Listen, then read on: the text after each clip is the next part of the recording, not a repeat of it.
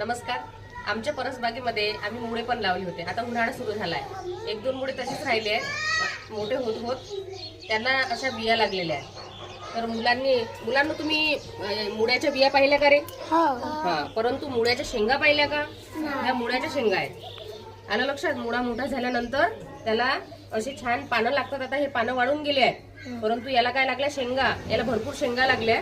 आपण यामध्ये बघा तोडल्यात शेंगा, दिसल्या का?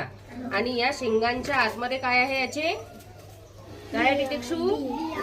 बिया. दिसल्या का बिया? आता आपण ह्या बिया ज्या आहेत त्या साठवणार आहोत. बघा, ह्या दिसल्या बिया?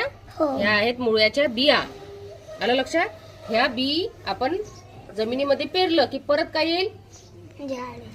मुळ्याचं झाड निघेल आणि मुळा आपल्याला मिळेल. परंतु मुळा जमिनीच्या आतमध्ये वाढतो. समजलं का? मुळा कुठं वाढतो? आतमध्ये. परंतु जर पुन्हा मुळा उगवायचा असेल तर त्याला अशा शेंगा लागलेल्या असतात. आणि हे बघ, हे बी आहे त्याचं. इकडे बघा, दिसलं का बी? आता शेंगा आपण तोडूया पुढील वर्षी आपल्या परसबागेमध्ये मुळे लावण्यासाठी. यामध्ये शेंगा तोडायच्या आहेत. तुम्हाला तोडता येतील का शेंगा? हे बघा, हे मुळ्याच्या शेंगा आहेत. खाली मुळा आहे लागलेला, बघा खाली मुळा आहे. आता हा मुळा खाण्याच्या उपयोगाचा आहे का? नाही. आता तो काय झालेला आहे? खराब झालेला आहे तो. आता त्याचं मूळच आहे फक्त हे. आलं लक्षात? आणि वर झाड झालं, त्याला काय लागलं? ह्या मुळ्याच्या शेंगा. आलं लक्षात?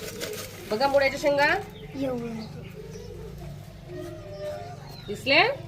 आता आपल्याला खूप सारं एका बी पासून अनेक बिया ज्या आहेत ते मुळ्याच्या मिळणार आहेत. आणि पुढच्या वर्षी आपण काय करूया? ह्याच मुळ्याच्या बिया पेरून नवीन मुळे जे आहेत ते उगवतील आणि आपल्या सलादामध्ये कामात पडतील. मग आपल्याला, आपण खिचडी खातो त्यावेळेस आपल्याला सलाद लागतो ना, काकडी, मुळे. त्यावेळेस आपल्याला ह्या मुळ्याच्या बिया पेरून त्यापासून मुळे तयार होतील आणि आपल्याला सलादमध्ये उपयोगी पडतील. चला तोडा बरं ह्या शेंगा आणि यामध्ये गोळा करून ठेवा.